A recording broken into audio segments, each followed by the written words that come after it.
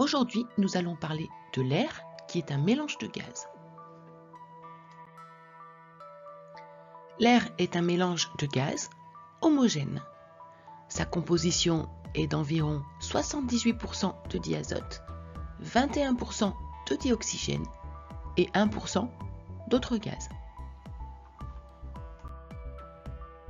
Pour la suite, on va retenir par simplification que l'air contient 80% de diazote et 20% de dioxygène, ce qui correspond à 4 molécules de diazote pour une molécule de dioxygène. Je vous rappelle que le dioxygène est nécessaire à la vie. L'air est un gaz. Ces molécules sont donc éloignées les unes des autres, pas du tout liées entre elles et animées d'un mouvement rapide et désordonné. Si on vous demande de représenter l'air dans un flacon avec 2 molécules de dioxygène, vous allez commencer par dessiner les 2 molécules de dioxygène. Ensuite, pour garder les proportions, les 8 molécules de diazote dans tous les sens et occupant tout le flacon. Les molécules étant animées d'un mouvement rapide et désordonné, elles occupent bien tout l'espace qui leur est offert. Prenons une seringue. À l'intérieur, il y a de l'air.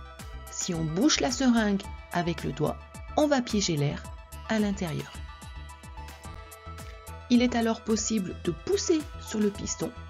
Le volume de l'air diminue, ça veut dire que l'air est compressible.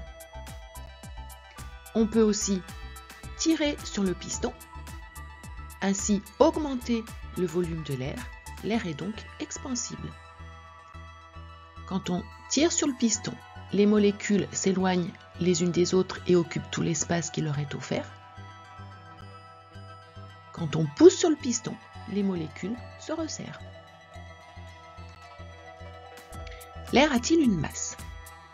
L'air est constitué de molécules. Il a donc une masse, la masse des molécules. Dans les conditions normales de température et de pression, la masse de 1 litre d'air est d'environ 1,3 g. Elle est donc toute petite.